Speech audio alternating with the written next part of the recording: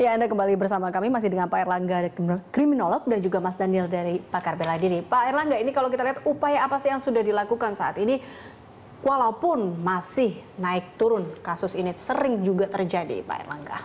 Kasus ini memang susah diberhentikan.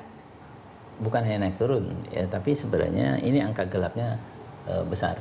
Tadi disebutkan 500 kasus.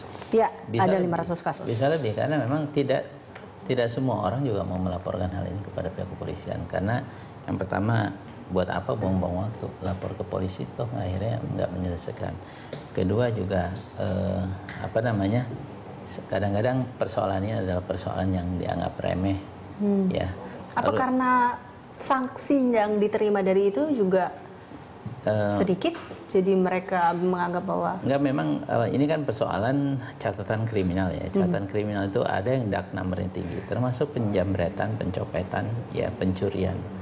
Ya, itu angka kejahatan yang angkanya gelap, susah untuk bisa mendeteksi berapa sih yang sesungguhnya. Beda kalau misalnya perampokan bank.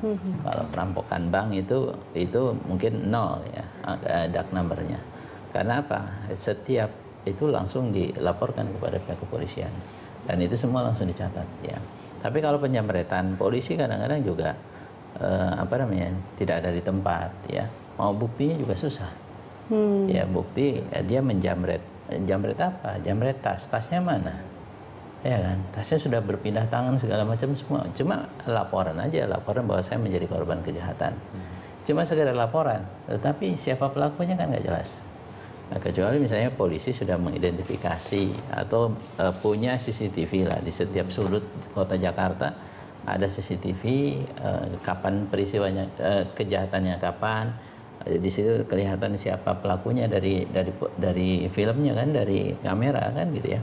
Lalu kemudian apa yang dicopetnya, apa yang dijamretnya kan gitu. Itu juga sama biasanya rata-rata kalau kita lihat juga motifnya ya Pak Erlangga dan Mas Daniel, ini motifnya sama, yaitu kadang-kadang dengan 2 orang berkendara dan mereka mengambil barang dari si yang dijamret ini, atau dengan ya tadi Mas Daniel sudah mengatakan di ruang yang gelap atau di lapangan yang gelap tanpa adanya lampu. Nah, ini motifnya selalu seperti itu atau emang ada kira-kira motif baru lagi, Mas Daniel?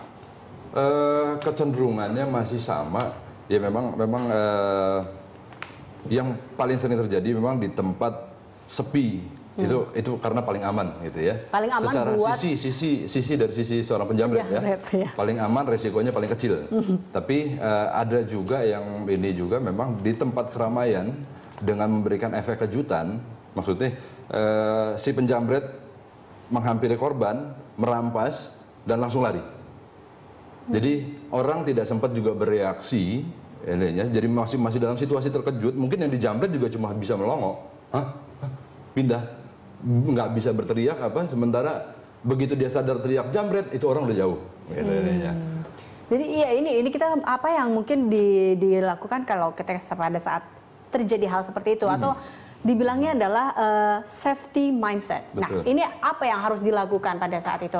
Mungkin harus dikembangkan safety mindset ini seperti apa sebenarnya? Iya. Yang pertama yang harus ditanamkan dalam pikiran sebenarnya adalah bagaimana kita harus berhati-hati. Seperti Pak Erlangga di awal bilang bahwa memang untuk meminimalisir resiko adalah tidak menggunakan perhiasan yang menyolok mungkin ya, karena nggak bisa dilarang gitu kan. Tapi yang nggak juga yang masih 10 gram, 20 gram di leher gitu kan. Itu akan sangat-sangat berpotensi gitu. Menarik perhatian sekali. Iya, menarik perhatian. Bagaimana cara membawa tas, itu juga sangat penting gitu kan. Mungkin tas perempuan kan biasanya diselempang di samping atau diselempang di samping ini juga ya. Ada berbagai macam jenis tas wanitanya gitu ya. Nah, yang umumnya ini orang suka nggak perhatikan. Yang di sisi jalan raya yang bersinggungan dengan jalan raya justru tasnya disandingkan di sisi yang berdekatan, jadi gampang diraih begitu orang lewat langsung dirampas gitu kan. Nah, yang ini lagi yang lebih aman kalau di sisi yang berlawanan, jadi nggak bersinggungan, itu lebih aman gitu kan. Jadi kita harus mengetahui atau melihat dulu mungkin pada posisi manakah sebenarnya kita harus meletakkan tas kita ini supaya lebih aman dan terhindar dari jamret ini. Betul. Ya, jamret ini. Nah, kalau ke Pak Erlangga balik lagi, ini kalau kita lihat dari motif-motifnya bergeraknya sama dan mungkin dalam waktu yang kurun waktu juga hampir sama, Pak. Mungkin malam hari dia melakukan dan sore menjelang gelap. Ini Apakah memang motif-motif ini selalu menjadi salah satu, ya bisa dikatakan ya memang syaratnya atau peraturannya kayak gitu, atau jadi ya emang beginilah motifnya dia, atau ada motif-motif baru, Pak? Maksudnya modus ya. Modus barunya. Ya. Memang kalau penjamretan itu ada beberapa hal yang perlu kita perhatikan. Yang pertama soal waktu, ya. Waktunya kapan? Biasanya terjadi di waktu-waktu yang orang seringkali tidak aware, ya. Misalnya pada waktu sore hari, ya, orang sudah ini segala macam dalam kondisi capek, atau pada malam hari, atau pada waktu siang hari, tapi waktu itu biasanya waktu yang sepi, ya. Lalu meskipun kita tidak menafikan bahwa di tempat-tempat yang ramai, ya juga seringkali juga terjadi, tapi biasanya dia berkelompok.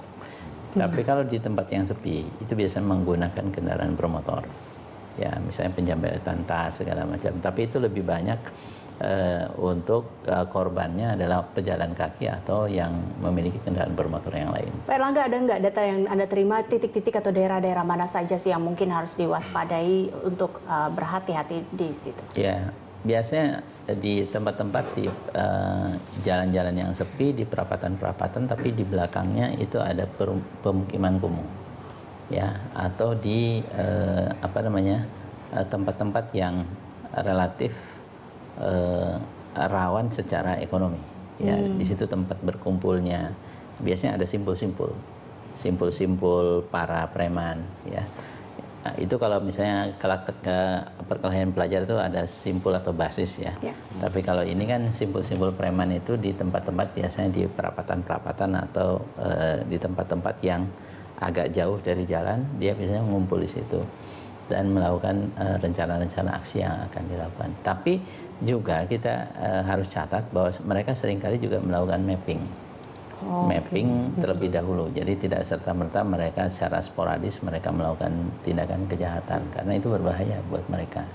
Karena kalau tidak di mapping, siapa calon korbannya, boleh jadi korbannya itu adalah orang yang punya kemampuan bela diri, ya. Atau mungkin dia pakai perhiasan tapi perhiasan yang palsu, kan gitu, ya. Atau misalnya perempuan-perempuan yang relatif secara kultural, ya, memang dia ditugaskan, misalnya kan ada juga misalnya preman-preman perempuan yang memang ditugaskan oleh pihak kepolisian untuk bisa mendeteksi.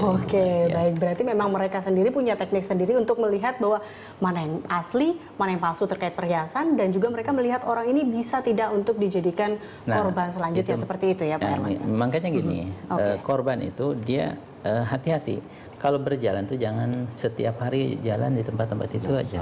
Jangan berjalan di tempat yang sama, berarti seperti itu. Harus berubah-ubah, karena itu akan dipantau.